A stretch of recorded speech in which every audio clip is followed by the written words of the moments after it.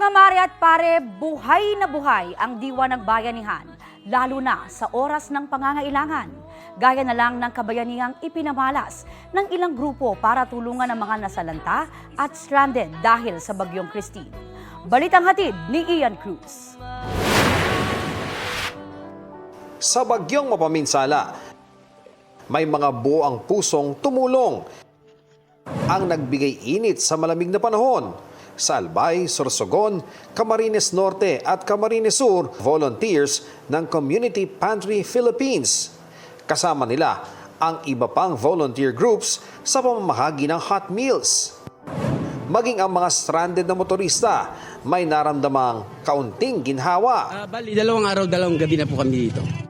Milya-milya ang kanilang pasasalamat sa mga Good Samaritan. Para lang makapag-share ng blessing. Kasi kung just in case kami yung na-stranded, ito rin yung hahanapin namin, pagkain. Sa C5 Road sa Calapan City, Oriental Mindoro, halos 200 ang hindi umuusad na truck, bus at iba pang sasakyan.